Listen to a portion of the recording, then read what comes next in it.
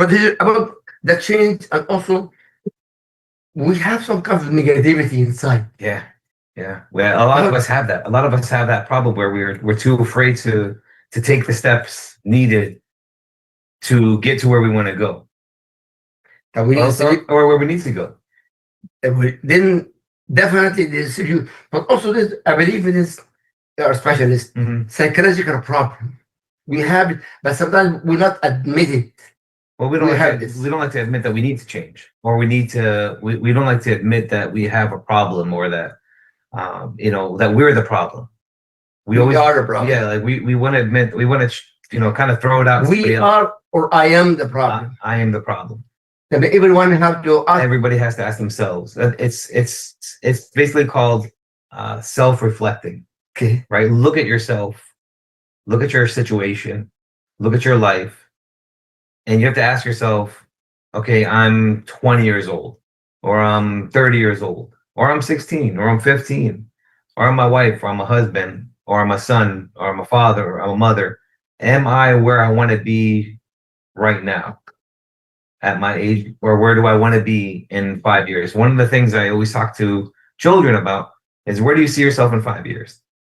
Right? Where do you see yourself in 10 years? And are you doing what you need to do now to get to where you want to be at in 5 years, 10 years, 15 years? And I think after that middle school, high school age, we stop thinking like that.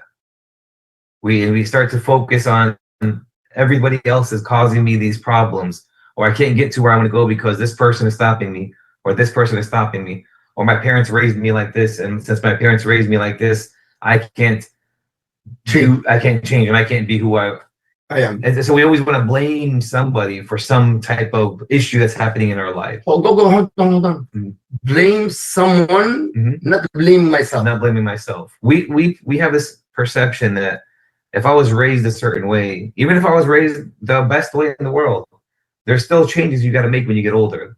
As we know, as you and I, we were raised where there was no technology. Then we had the technology, and now we're living through that. Now we have the kids who are born through technology. They don't know how it is without technology. I agree. Right? So I agree. So we've had those changes. We've seen those changes. We were able to adapt and grow as those changes were happening. So we had that. We were adaptable, right? As humans, we need to adapt, right? We need to change on a consistent basis. I think if you read the books, and if you read the statistics, I think it says like every 5 to 7 years, people are supposed to change their career paths, or change the way what they're doing for a job or work or stuff like this. A lot of people get stuck in that same situation. Even like in law enforcement, I'll see these law enforcement officers who were law enforcement officers for 25, 30 years and don't know what else to do with themselves. And when they retire, they come back a year later to work back in law enforcement. And these guys are 50, 60 years old. And, and I do talk to them, and I say, why aren't you doing anything else? Where else? What have you been doing while you were in this career? Oh, nothing. This was my main thing. The whole no change. Because again, it's not just Muslim. It's not a Muslim problem. It's a people problem. Oh, right. It's I just see it as, oh my Allah. I see it as, in Islam, I think we have the need to change. I think maybe Islamically speaking, we have to change. We have to adapt. In fact, our Prophet Muhammad sallallahu alaihi wasallam, listen carefully, my brothers and sisters. Muhammad sallallahu alaihi wasallam came to change the situation of Mecca, not to live in that situation. Corrupted situation in Gaza, in Mecca period. Yeah. And he changed. What the changes are? In the beginning, Shahada, Tawheed, nothing else. Not too much, not Salah, not even Zakah, not just Tawheed, nothing else. But he struggled. That means a lot of Sahaba, before become Sahaba, struggled. In fact, Umar ibn Khattab, he came to kill Prophet Muhammad sallallahu alaihi wasallam. Imagine this. Yeah. The key brother, beautifully, you said that we can change. It's not just we can change. We can change one step at a time, right? It's not taking big steps so fast. Unless you're that kind of person that can make a really drastic change real quickly, go for it. but the majority of the people can take little steps. Step by step. Small steps, small goals. Set up small little goals. So you have to have a goal. You have to. You can't live a life without a goal. It's very important to have a goal to reach what you want. How can you live not knowing where you want to go? Oh, that's right. I mean, it doesn't make any sense. I agree. You know, because we have this perception of like it's just gonna happen, right? We walk it to Allah. Allah will fix it. Tawakkal. What is tawakkal in English? God, it's in God's hands. Everything. Not to work. In God's hands. So I'm just gonna sit back and let God, tell me where to go, what to do. Well, God doesn't. You have to do the work, so God can help you get to where you need to go. Allah said, "يا الذين آمنوا وعملوا الصالحات وعملوا."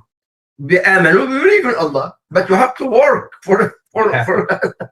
You have to, I mean, you hear these stories of these people who just constantly sit in the masjids waiting for things to happen, praying for things to happen, but not going out there to change, to make things happen. I agree. So the key to be a positive, and you have to find a way to be positive. Yeah, absolutely.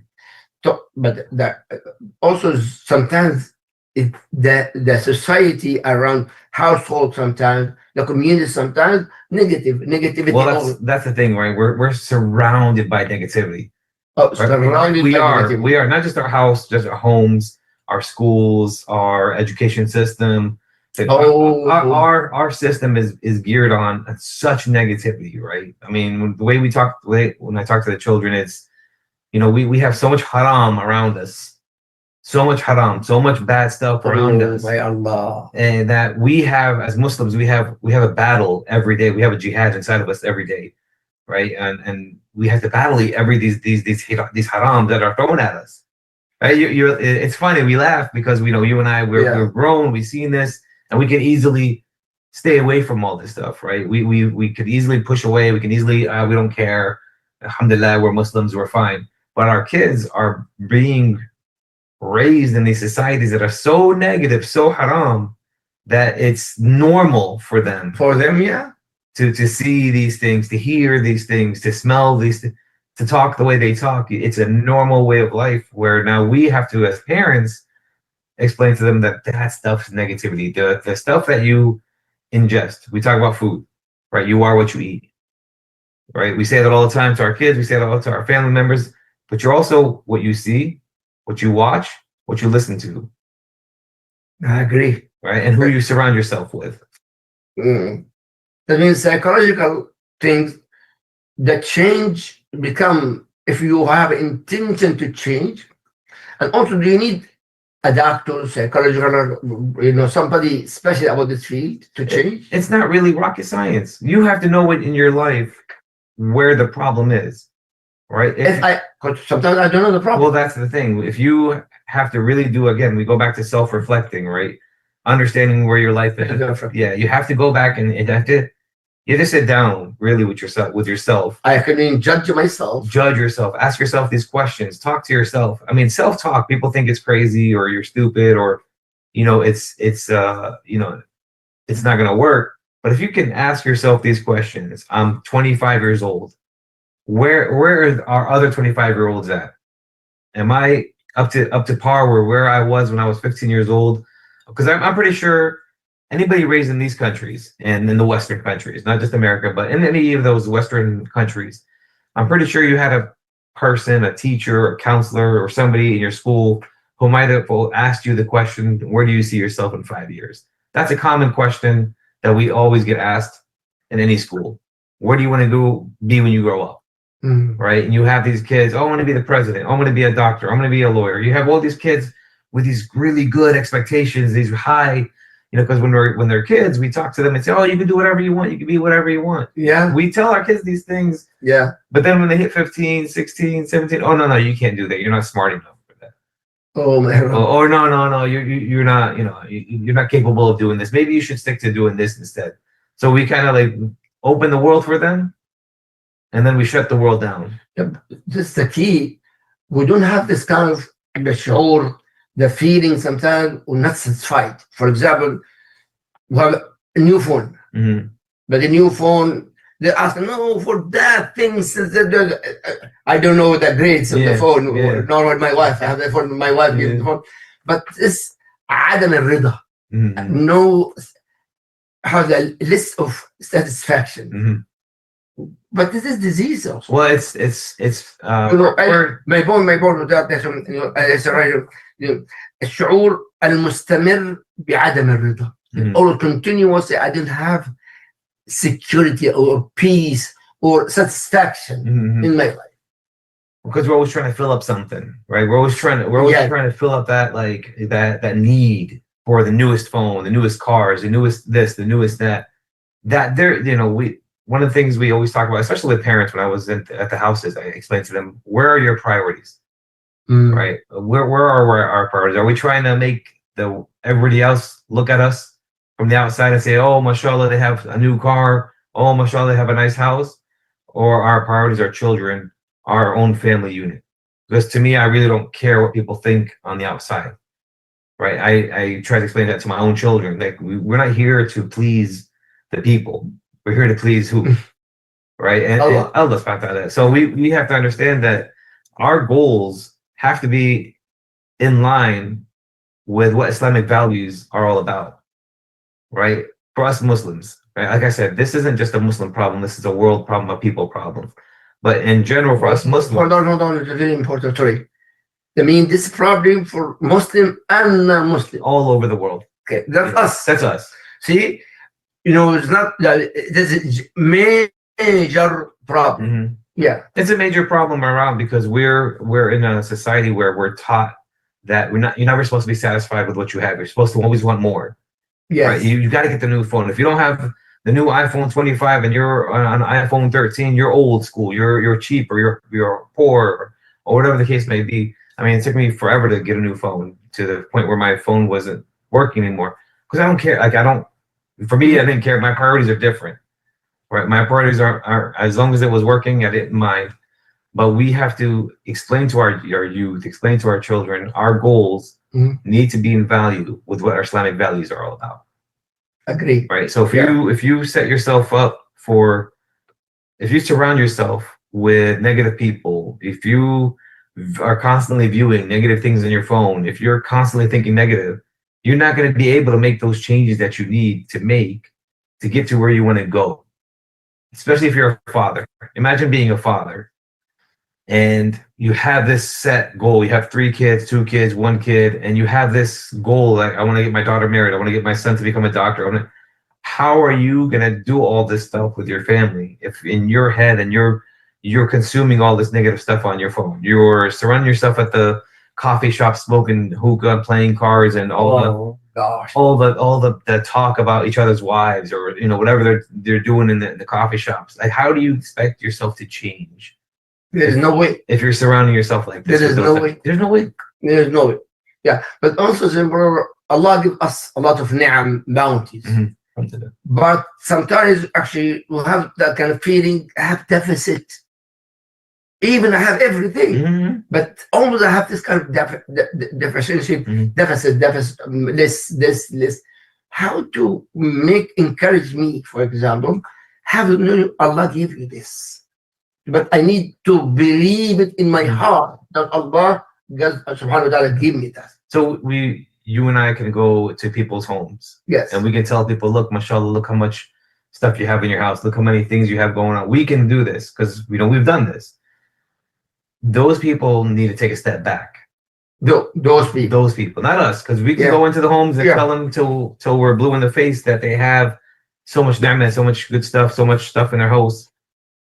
But if they don't take a step back to look at what they have and start to actually say alhamdulillah for what we have, they're not going to really understand how to appreciate anything. We walk into these homes. And I walk into some of these nice, really gorgeous homes, and they have all these problems. Right? You've done it before. You've seen it. You walk into these beautiful houses, and you're just like, okay, mashallah, they're doing pretty well here. And then they talk, and then you hear all these problems. You're like, subhanallah, like, you guys have, in our heads, we're thinking they have so much, but there's so many issues in these homes. And it's the majority of the time it's, well, I'm driving this, but I'm not driving that. I don't have this much money but I need more money for this. Well, you already have certain things. If you have, listen, it's not haram to want more. It's just appreciate what you have and then achieve. You want to go, you want to set those goals for certain things. We all want to travel, right? Like we want to take trips, we want to travel. We just think about me and my wife, we just think about China or Malaysia again. but you have those goals. Okay, but now, I want to go to Malaysia. How are we going to get to that goal? Exactly. Okay, so we're going to save, we're going to cut this corner, we're going to do this, we're going to do that. Like you organize and you work as a team. Indeed. The key, Allah, team. Husband, wife, son and daughter, household, you are a team. Yeah, the family has to if be. There is no team in the household, we lose the value of connection. The value of connection. Very important for us, husband, wife, and community, the household, to have shura, to understand what good it is. For example, we're just thinking right now, China or Umrah, or actually if you want to go to Maldives, or some kind, or what they call this, Alaska. Yeah. I said, no, I prefer Umrah. Say yes, Umrah. So my point, as a family of community, but the brotherhood also. But what were you guys doing? You guys were doing that thing called communicating. You communicate, yeah. Right? And how many times have you walked into a house where the wife is saying one thing, the husband's saying something else? Actually, we're looking for a house right now. Now, 2 months now. We live every day, 2-3 houses. Actually, she's not satisfied with this house. We're looking for something to move, to have our stability, something small for both of us. But also, we feel the meaning of passion. We feel also we're missing we want to do something, achieve something. We have this, we think in our mind only, but not with our action. A lot of people do, especially men. Yeah. Why? I have this, but I want to do this and this and this, but only talk, but no action. Not. Yes. Allah say, عملوا الصالحات. آمنوا وعملوا الصالحات. That's the key. Yeah. We're missing that word. Yeah. It's hard. It's really, when you talk to a guy, we've talked to fathers, right? When we go to these houses and we talk to the husbands and we have these one-on-ones with the fathers, and it's hard for a father or a dad or a guy to hear from another guy, especially if you're younger, right? When I go into these homes and these guys are older than me and I'm explaining to them what they're doing wrong, let me explain to you. Let me tell you what I'm seeing. Let me explain to you what I'm seeing. So maybe you can fix this up. Let me set up some small goals for you as a father, so you can see, how to make your family better. Because if there's these homes, we're not going in them because they're having a good time. We're going into them to help because they got problems. Yeah. So when you talk to a guy, a father, and you're trying to explain to him, look, this is what I'm seeing. I see the kids' reactions. I see the nonverbals. I'm seeing the facial reactions to every time you talk. I'm seeing all these things, and there's a reason for that. And I think because of your aggression or because of your demeanor, because of the way you speak, the kids, the wife. So let's try to change it up a little bit. Let's do these little changes, and then you get the message saying, "Well, I can't make those changes. I'm not going to act like that. That makes me look weak, or that makes me look, like I'm just following your orders." Well, I'm trying to help you keep your family together. Yeah. And so, men don't want to make the necessary change. Well, the wife has to change. The kids need to change. I'm the father. I'm a Muslim and I'm the father, and this is my rules. And this is, well, no, this isn't the way things work. I mean, husband, wife, community, son and daughter. There's no my way or the highway. No, it's got to. There is no my way. Both of your ways. Exactly. It's got to be both of your ways. But at the same time, we have to be satisfied with our work. The way we cannot be against each other. You can't be against each other, and you have to be on the same page of what your goals are going to be. And actually, with communication and shura, consult with each other, the goal is be easy, simple.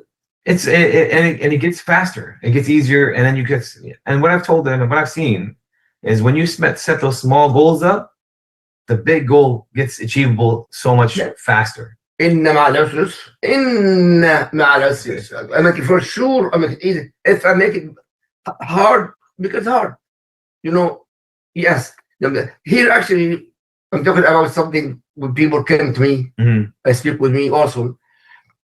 I actually translated الجهاد العاطفي المتكرر, continuous stress, especially with love, with passion. Sometimes I love my wife and she loved me, but something gap, and then I have anxiety, I have worries, and thinking too much, swimming, because at the same time I believe those people have no clear picture about marriage. Okay, and actually we sacrifice with everything to fix the problem, but sometimes in a negative way. It's funny. I'm reoccurring emotional stress, stuff like this that I like to when I was in Jordan for 2 weeks, and I got to see a different side of what's going on around the world, right? So the people in Jordan, the people in Jordan, I was able to see and kind of view what they're seeing and what they're living through compared to what we're living through. Right, because we always talk about overseas, Middle East, Africa. We always talk about these countries, but you never get to really go and kind of spend a couple of weeks and really just absorb the feeling that's going on over there. And so I've noticed them over there where the mood is kind of just like down. The mood is very down. It's very just like anxiety, and not just because, not for money, not for gas, not for of what's going on themselves, what's going around down the street from them, and they feel it, they see it, they hear it, and so I talk and I ask questions and I see, but what is done over there is something that we should be doing over here. And I've seen them, the husbands and wives are just like, listen, man, it could be worse. Alhamdulillah for what we have. We gotta keep going. I love that. And so when you see that happening, in a Muslim country where you see the husbands and wives just working together, talking to each other, communicating for the kids, talking to the parents. And I think that maybe I'm wrong, maybe I'm right. I also believe that it's because of that. It's the next generation of parenting, right? It's the younger generation who kind of adapted and learn how to really understand that this is a different time. Agree. Right. If I'm not with my husband and wife, if I'm not talking to my wife, if I'm not talking to my husband, our kids are going to fall down. Our kids are going to be the ones falling short. So, we are husband and wife, an example, good example for the kids to follow our footsteps. They need to, yes. Our kids will mimic and copy everything that we do. All right. Wow. And so that's very important, it's very important topic here. We have to follow. There is no connection between husband and wife for the goal. You lose your kids by default. And you'll lose your kids to the community. You'll lose your kids to the society. Yeah. And we want to make sure we train our kids to understand that if you're not changing with the times, if you're not adapting, and if you're not progressing, then you're going to be backwards. You're going to be behind the line of everybody else. So also تكرار نفس الأخطاء أو الأزمات.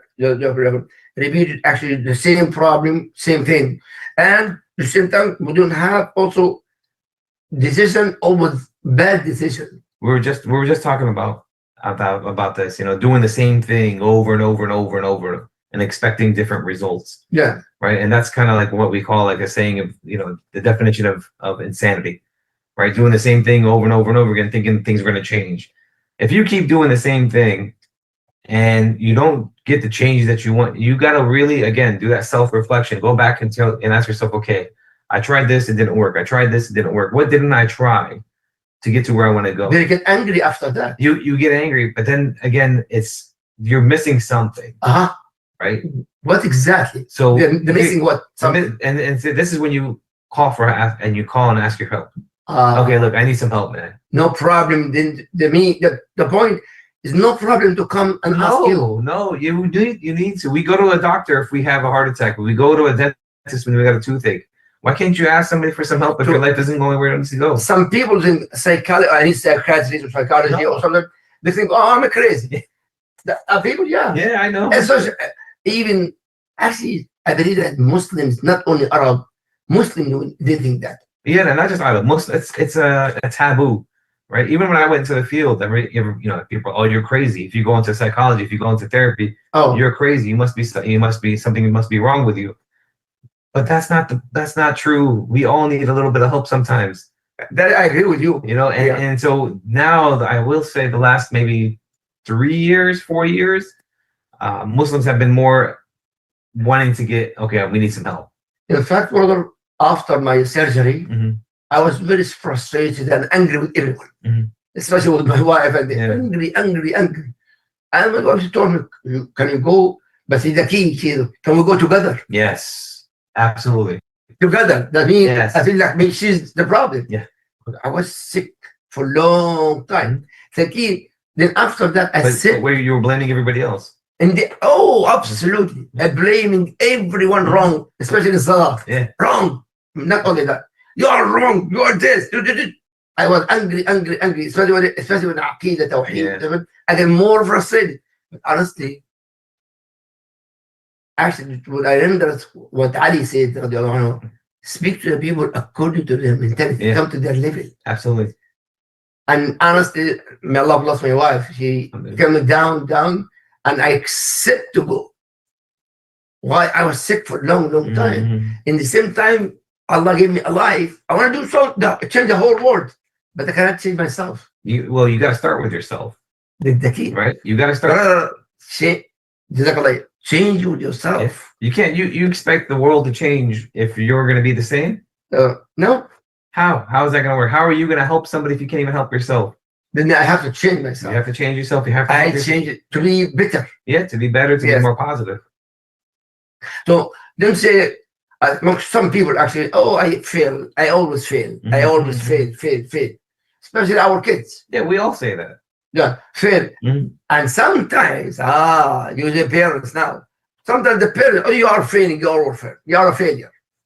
That's wrong statement. Yeah. Oh, it's something that we do a lot of, right? We always like to throw the negative sentences, the negative words to our children. Oh, you're not going to be good at that. Oh, you're not good at this, or you're not good at that.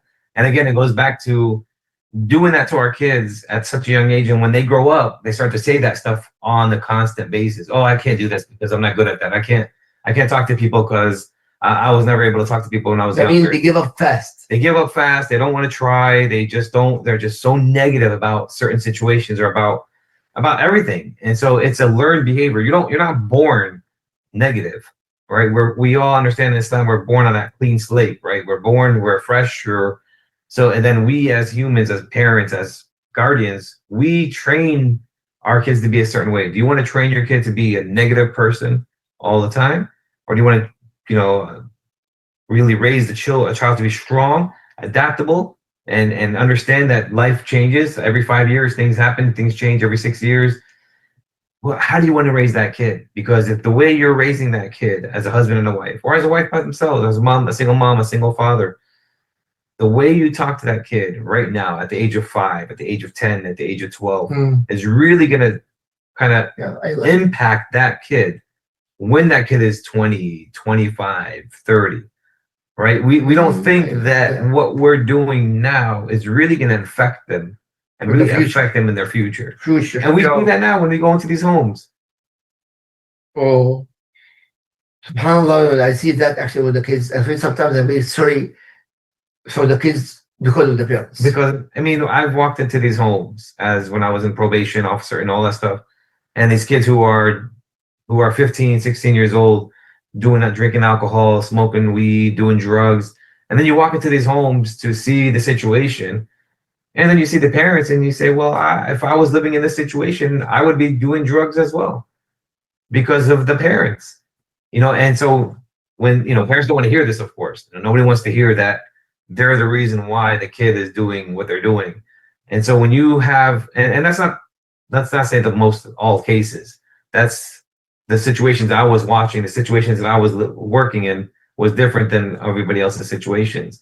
But when you see what's happening in the houses, when you go into these homes and you see who the kids are and why the kids are acting the way they're acting, well, look at the way the parents are parenting. Yeah. Right. And it's sad because you want to tell these fathers, especially fathers, they don't want to hear it. They don't want to have some guy come in here and tell them that Go they're back. doing something wrong. Go back. I like this what you said, especially Fathers, yeah. Why do you think the fathers? You know, if we can go back, I'm a father. and you are yeah, I'm a father. father. We Yeah. are. It's very hard for a man to take advice from another man For my kids. for their kids. Well, I'm doing everything right. Who are you to come into my house after sitting with me for 2 hours and saying that I'm doing this wrong? Well, I'm the professional. I'm here for a reason. My job, my goal I like that. is to, that's what I do. I sit down for 2 hours and observe and listen to what you guys are doing. I think the problem is that man, that father tried to destroy his kids by default. It's not that they're doing it on purpose. Okay. Right? I don't think they're doing it on purpose. I think that they don't know that they're doing. Well, I told them to do this. Why don't they just do it like that? Like I'm telling them to do it.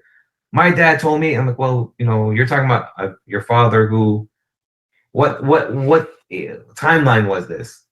Right? It's a different generation from your father to you, to me, to them. It's a different generational time gap, right? My father and I never sat down and spoke about work, about saving, about credits, about this. No, we never did that. We never spoke about that stuff because my father was too busy working, too busy making the money, too busy trying to make sure we had a roof over the head.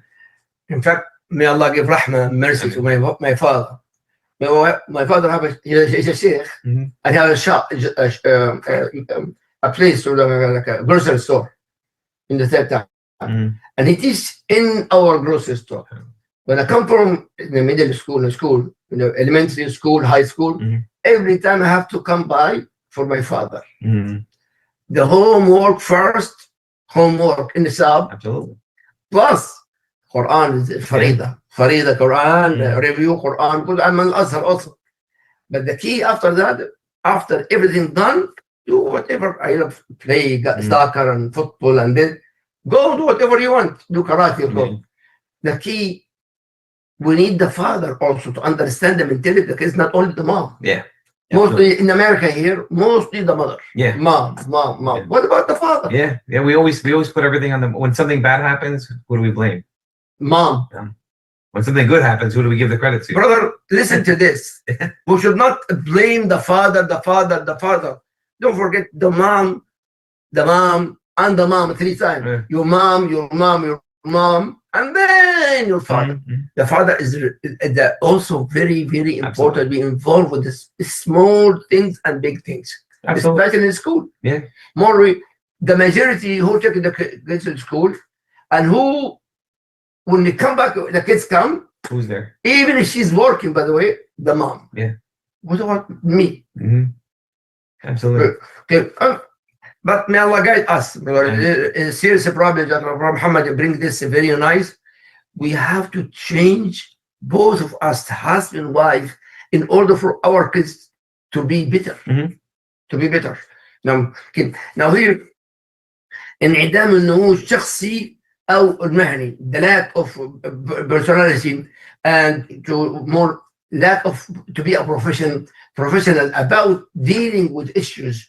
Okay, even sometimes years, but I have no goal, no future for me, for my family to grow up. We're gonna growing up. Yeah. But at the same time, every second in our life we grow. But sometimes lack of growing. Well, I think we understand that. And what I've noticed is also, like for myself, and for a lot of the Muslim brothers that I've spoken to, my generation, my age group, is that we're always trying to grow our families, right? We want to grow our families. We want to leave something behind, right? We're always something behind, like what? Like we want to leave a legacy that behind legacy. Right? So we want to. So one of the things I always tell people, especially in my groups, when I used to do groups with non-Muslims, is if you died tomorrow, what will you be remembered as? Right? And I would go down the line of the 20, 30 people in the group. Let me know right now, you die tomorrow, what is going to be on your tombstone? What will people say, David is known for? And you go down the line. And then as you get to the third, fourth person and they hear what everybody else is saying, you start to see them thinking really deep. Oh man, if I die tomorrow, they're probably gonna know me as the worst guy in the world. I stole so much money from certain people, and I did this or I did that. Okay, so okay, you're not dying tomorrow. So what do you want to be remembered as? Yeah. Right. Where do you want to go with yourself? Because let's say, and I tell them, you have 5 more years left. You got 5 more years left of your life. Somebody came and told you, God came and told you, hey, you got 5 years left. What are you going to do in those 5 years? What do you want? Well, I want to be remembered as the guy who donated the most money, or the guy who did this or did that. So ask yourselves that question as a parent, as a father, as a husband, as a wife. For us, we always say, oh, I want to leave a little bit of a business behind. I want to leave my kids with the knowledge to start their own business. My kids with a good Islamic, background, so my daughter can bring me into heaven. Like we talk about these discussions. We have these discussions with people in my age group, because at the end of the day, you have to constantly think like this, right? Because I think we have this perception that we have a long life ahead of us, that we believe that we'll make our changes tomorrow. Khalas, tomorrow. We'll do it tomorrow, inshallah, tomorrow. But you don't know if you have tomorrow. What example, an Arabic example, لا تؤجل, it's not hadith, actually, it's a weak hadith. لا تؤجل عمل اليوم إلى الغد. Do not delay the stuff for today to make tomorrow. Yeah. Do it now, because you never know tomorrow you're gonna have. Yeah, exactly. And it might be a weak hadith, but it's also true. I mean, Yeah. you can get tomorrow by a bus, you can get tomorrow in a car accident. Something can happen to you tomorrow, but what are you going to be remembered as? What are you going to leave behind? That he leave to be a legacy. I have a legacy. We need a legacy for us if something happened to us. Yeah, and I think we have to have a whole session just on understanding what that is. For example, Sheikh Al-Albani, Ibn al-Qayyim al-Jawziyah here, Ahmed ibn Taymiyyah, Muslim, and all this. Those people will still remember them, and years ago they passed away. We need legacies. Getting important. Every parent have a legacy. Come closer, please. Come here for Instagram, yeah, please. Yeah, very important, brothers and sisters. Very important. I have to have legacy also for the future, for you, not only the dunya, for the akhirah also. For the akhirah also, for all of us, we have to think about now, and we're gonna meet Allah subhanahu wa ta'ala. Brothers and أصل تعارض داخلي بين القيم والواقع. Internal conflict between. Okay. Yeah, because we live, but there's no like a principle of change. Principle of change, number one. Number two, and also I think my way, and that's it. There's no other way. But your way. And that's fine. Let me say this, because I know a lot of guys might think like this. It's my way or the highway. And you know what? If your way is working and it's making things happen, it's making things work out, that's fine. That's great. But if you're your way or the highway, and you're just stuck in the same position, not moving, and your family's not growing, and your family's not moving, and your family's miserable, your way's not working. Okay. That means I have to judge I'm talking about men here. Yeah, well, I mean, listen, I'm talking men about here. men, not the system. Yeah, let's stay with the men, because we that's what we are, and we know that men are the most stubborn, hard-headed people out there. We don't want to admit that as a man, I can't do anything wrong. I'm the man. I should know I'm doing things my way. But you have to understand that your family has been in the same position, the same mistakes, the same issues for 5 years now. We get called into homes when it gets to the point where it's about to be broken up. Yes or no? Yeah. Nobody calls us. Yeah. Nobody calls us to say, "Hey, I want you to come over my house and fix my house because we're so happy." Yeah, Allah. Right? I mean, we don't get those calls. We get the calls of, "Hey, listen, I don't know what's going on, but we're about to divorce, and we have 5 kids, and my kid is doing drugs. The other kid is a mess. My kid is this. My kid is that." So we get these calls when it's right at the point of no return. And then when you go into these homes and you see it and you talk to these people, these men, look, you've been doing this for 10 years. It's not working. Let me try this, because they will, and this is exactly what happens. A lot of times I'll get we tried that already. You try that by yourself. Let me come in the middle and try it with you, because I'm going to be the guy that tells you that's not what we talked about.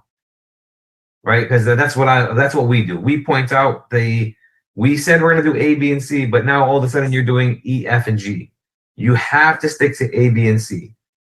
And so you need to, as a goal. As a goal. These are the goals. You can't skip over A, B, and C and expect to go straight to E, F, and G. There's a rule, there's a way of making things work. I like that. All right, because I've heard that so many times where people will say, well, I've tried that already. I've tried this already. It doesn't work. Well, no, you tried it your way. And it's not your way. Your way is not working. Our way. It's our way now. It's me, you, your wife. Not my way or the highway. Is our way. Is our way is the key. And then we slowly and this, I don't know how, maybe you do it the same. I think you do it the same way I do it. But you and I, we slowly push ourselves out. Once we start to see the family getting better, once we start to see everything work, yes, we see that. We slowly, okay, don't call me for 2 weeks, don't call me for a month, and we'll text each other back and forth, get updates. But then you'll start to slowly see us leaving that house, getting away from that family, and that family flourishing. Yeah. Because it becomes a new way of life, but now it becomes their way of life. And they start communicating better, they start talking to each other better, and they start to flourish. You start to see them getting better. Yeah. Then you get that. Then you go to a masjid one day, and this is kind of stuff that's happened before, where I'll go to a masjid in Boca or in Boynton Beach, and people who I've worked with, the kids, they'll remember me. Oh my God, Brother Mohammed, let me tell you something. And I won't remember exactly who these guys were or what happened, because you deal with so many of them. And they'll say exactly what we've been doing before you left, and what we do with you. We're still doing it. It's still working. My family's great. My mom and dad are happy. So you start to see the results 6 months later, 8 months later, of the stuff that you've been working on with the mom and the dad. When you get the mom and dad on the same page, everything else falls into place. Ya Allah, you're right. Right? You can work on the kid all you want. You can work on all the kids. But once you get the mom and dad on the same page, the kids start to see that. The kids start to watch that. The kids start to know that they can't get away with certain things. I can tell mom, but I won't tell dad. I'll tell dad, but I won't tell mom. Once you get both parents on the same page, subhanAllah, everything kind of just works its way out. The key, when we get married, the contract, this rural contract, speaking about this, but the majority of us actually, or the Muslims actually, you have a contract, but not follow what Allah Azza wa Jalla. But this contract is an obligation. Because we follow what society says. We don't follow what the Islam says. Yes, agree. A lot of times we've got these guys who watch these videos of how to be a man, right? Like we watch these influencers on social media who tell our men how to be men. And we watch these other social media influencer women tell our women how to be women. And this is what a woman should be, independent, and they don't need no man. And they got a man who says, if you're not doing this to your woman, you're not a man. And no, don't follow these people. We have the best of the best follower. Indeed, subhanAllah.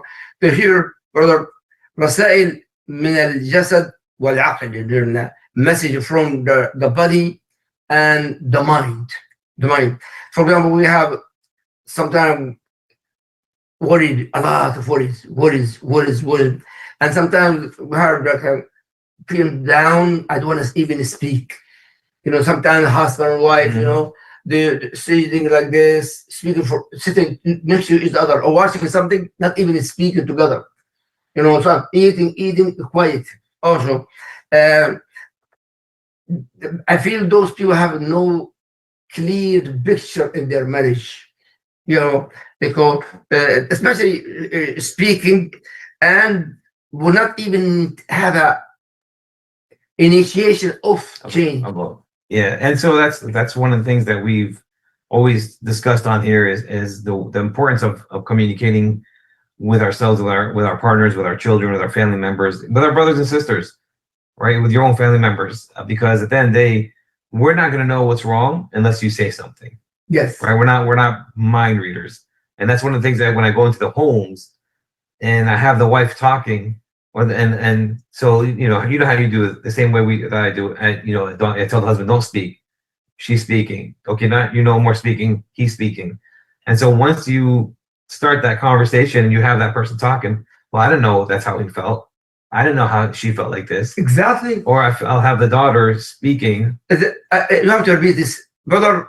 Listen what Brother Muhammad said. Please, again, please. So when you open up that door to converse Between husband and wife, okay, once you allow that wife to speak, the okay. husband will say, "Well, I don't know if she spoke. I didn't know she felt like that." So, And then it's vice versa, where the husband will start to talk, and the wife will say, "Why didn't you tell me that?" yeah, exactly. And you're like, "Dude, you guys live with each other for 20 years." After that, the problem solved. The problem just opens up, and then they say, "Oh, okay. Well, now I know." Well, it didn't take. It always takes one more person Yes. to come in, a third party, somebody that doesn't have any claim in this situation. Because you and I, we walk into this, whether you guys fail or succeed, we still go back home and we. Allah.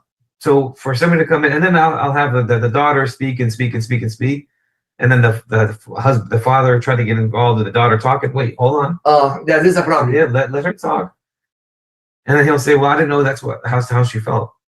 Yes. And then I'll say to the daughter, "How come you never told your father this?" Well, he doesn't let anybody speak. So I was not very, very important. That's why Brother Muhammad will repeat it. Why? Because people come to me, people have the same problem. Believe me, majority of the divorce problem, husband, wife problem, and kids problem, I let all of them sit together. I let them speak, no interruption, no interruption. One at a time. Not at a time. One. And you have a notebook like this. Write down if you want to subject, but not interruption. Yes. Absolutely. And believe it or not, the majority is sold for the listen to each other. Yeah. Husband, wife, son and daughter, family. I had and one of the situations that came up back in the days was this father who was speaking about how much he loved his daughter and his son. He used the word love, like he said this word, and I thought it was normal. And as soon as he was done talking, I let the daughter speak, and she goes, "Well, he never told me that. He never told me he loved me. I didn't think he cared." Yes, but hold on. It's very important. Is Arab or non-Arab also? Non-Arab. Non-Arab. Oh yeah, non-Arab. I think we have this taboo of telling how we feel, of speaking how we feel. Japanese, for example, they never tell his son or his daughter. Japanese people. But I went to Japan twice.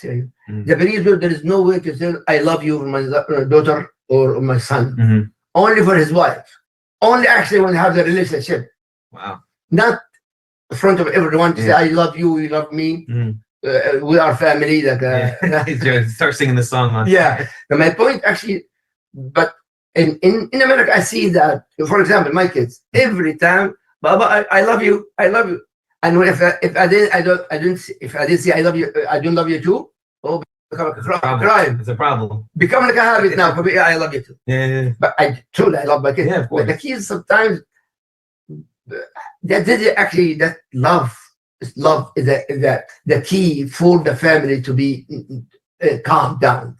Rasulullah sallallahu alaihi wasallam, when you go to Aisha, "I love you. إني أحبك." I give a nickname for Ya Aish. But that's Rasulullah. Yeah. But we're in America now. He's not us. Actually, he's with us always, inshallah. My point is really for us how to make this kind of relationship, because we lack of this kind of passion to fix my problem, not my house problem, my problem. You have to really change. Yeah, you have to really know that you need change, right? You have to, I mean, in any situation, any problem, drugs, mental health, relationship, any problem, you have to, the first step is admitting that there's a problem. Admit is how hard it, look at it. Even your face said it. How do you admit admit that I have the problem, that I'm the problem? I have me myself personally, I always have a problem, I'm tough, especially what's going on. I admit it. But not everyone. Not everybody, because it shows it's been told to us growing up that if you admit that you have a problem, then you're weak. Oh, you're right. And so we don't want to show weakness. For a man to show some type of weakness, it's really hard on most of us that grew up thinking that you always have to be right and you always have to be tough and you always have to be hard. I learned this from My karate teacher in Japan, he's more than 90 years old. Say, Ibrahim, before you fight, and actually for everyone, before you fight, look at your weakness in front of that person and look exactly what his weakness to fix your fight. I mean, we have to fix myself to see what is the gaps in that person I'm going to fight with to fight to win. Yeah, you can say my arms are too short, so I have to get closer to and say the weight and the size, the weight, and the age. Yeah, exactly. So we can do that in a fight. We can do that in a fight in our jobs, right? Because that's what we do in our work. We adapt and we adjust. We change. Okay, now my job went from paper and pen to computer, so I got to learn how to make a computer. I got to adjust. But we don't want to do it in our homes, in our families, with our kids, with our lives. I have to repeat this again, brother. Listen to this very important. And look closer because repeat it again. So we to the people. So we change and we adapt to our lives, to our jobs, to our work, to our businesses, to everything else. But we don't want to adapt and change for our homes, for our families, for home. Exactly. Home is the okay. So when we go out and we grind out there 8 to 10 hours, 12 hours, 14 hours, whatever us men are doing out there, as many hours as we're out there, we want to come back home to like our soft spot, our safe spot, our comfortable spot. So we are in two projects. A project outside. Yes. A project, the most project in household. Yes. To grow up. Yes. To change. To be better than before. And we want to change because we have our children watching us, observing us, seeing us, and the people around us, in our communities. Okay. That means there's always opportunity. Always opportunity to change. Always. There's always something to fix, right? That means the door is always open. But you have to have your heart open first. I love that. So I have to open my heart for the other doors to open. Yes. So I have, but the key is in my hand. Always. It's always in your hand. But for some reason it's in the pocket, but nobody wants to reach in and get it. I love that. I mean, the key in my pocket, but I don't want to go over there. Do the work. And then I open to open the others. Yes, to do the work. It takes a lot here with this one. I love this one. It takes a lot of work to make those changes. That means there is a change. There's a chance. But brother Mohammed, I'm afraid. We all are. I'm afraid to change. Change is hard. Change is hard. And a change, but this kind of change, I'm afraid. A lot of people. No, I know exactly what you're saying, because a lot of people say that. A lot of people say, "Well, I don't know what's going to happen if I change." But I will regret. Yeah, well, I'm going to have regrets. But some people, I'm afraid. I don't want to regret. Yeah. But you think about this? I need a solution. Well, and I go back and I tell them, this is exactly what I tell them. What you've been doing for the last 5, 10, 15 years has not been working. You're still in the same spot as you were 10 years ago. So I think right now, and it's hard to change by yourself. It is. It really is. So that's why I always say, like, bring somebody with you. Ask for some help to say, okay, look, I'm stuck. Somebody trust you. Somebody you can trust. Somebody you know that's going to be passionate about wanting to make to back you up. And to be real with you, right? You don't want a guy or somebody who's like that. You don't want somebody to say, "No, you're doing everything right." Oh my God! Time is running fast. I don't know how. SubhanAllah, we have 5 minutes left. Brother, I have a lot of questions here. Okay, but let's down, because this is important. Sorry about that, because it's passion for me too. Because I'm teaching you. It's very important that we have to understand that men gotta take a step back and say, okay, I need some help. A lot of guys don't want to ask for that, and because again, it's a sign of weakness. It's a sign of. But I think really we have to understand that if you don't get the help that you need during the time that you need that help, you're not going to learn. Because how many times have you seen people who gotten divorced?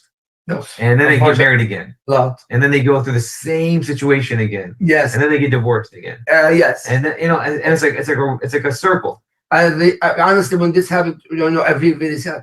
And it's sad because it's that you can help that.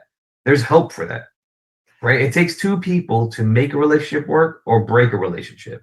Two people.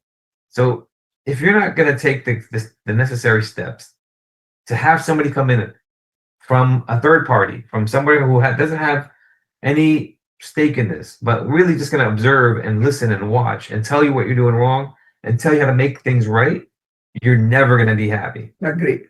You're never. And I've seen that so many times with these guys and these girls. These guys will say to me, fathers or husbands, I'll just find a wife who can deal with me. Why? You have one with you right now with 3 children. Yes. Yeah, I agree. Allah, brother, this really touched my heart. Because when I did this with the people come to me and these people this, I feel really sad. It is. It's sad. Very sad. Same time, they would try to give an advice, but for them to accept the advice, to apply with the advice. And then you look at the kids who's watching everything that's being said, that's being done, and the way the father talks, and the sons are going to be the same way. The daughter is going to think that this is normal. The kids are going to be thinking that this is. I know some girls actually. They want to be. They want even to get married because what happened to husband and wife. Really with the fight and continuous fight. I said, what do I or want? argument. I said, no, I don't want to be. Yeah, I'd rather be by myself. Yeah, and unfortunately, some girls become boys because of that. Yeah, and the opposite. Yeah, and what it's sad is that I'm talking Muslims, by the way. But Muslims. Yeah. What it really becomes that what it comes down to is understanding that as a father, you have a lot of power. Indeed. And wives, mothers, they have a lot of control, a lot of power. But the fathers, when they're coming into the home, they come in with that authority, right? That male authoritariness that comes in when you come into the home. Men have play such a big role in the way that we raise our children. We forget about that. We forget that just playing soccer with your son outside for an hour or 30 minutes makes more of a big deal, indeed, than taking your kid to Disney World. Yes, especially if he win. If they win, and you hear it through the other kids where so when you walk into the homes, well, my dad used to play baseball with me, but he stopped playing baseball. My dad used to play soccer with me, but he stopped. My dad used to. He used to. And what happened? Well, khalas, man, I'm too old for this, and he's older now. Like, doesn't matter. He's 15 years old. Yes, I agree. Doesn't matter if he's 10 years old. Doesn't matter if he's 2 years old. Go play soccer with your son for 30 minutes, and you'll see a big change in the way that kid and the family it will perceive that father. Yeah. Especially the wives. The wives will start to see this. The women start to see this, and they start to see how much more attached the kids have become to the father, and it becomes a more, how do you say it, in a positive way, a nicer, more romantic look. I mean, before we were brother and sister, oh my goodness, every household you can make your house is a castle. And this castle also only the household, only that half husband and wife only. There's no kids. If the kids is a lot better. The family. It's very important. Actually, we have to admit the mistakes, to fix the mistakes, to change, to make the change.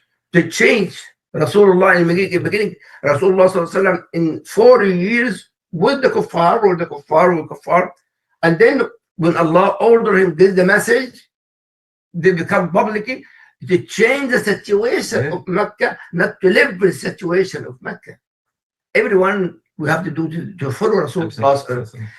Honestly, we're going to speak this actually next week with Alhamdulillah. Brother Mohammed came back. Sorry for that. I know if a question, maybe I have a question, but honestly, this topic is very important. We have to share this to others to listen. They did speak also if our kids listen to us, it's gonna be more. May Allah guide us to right path.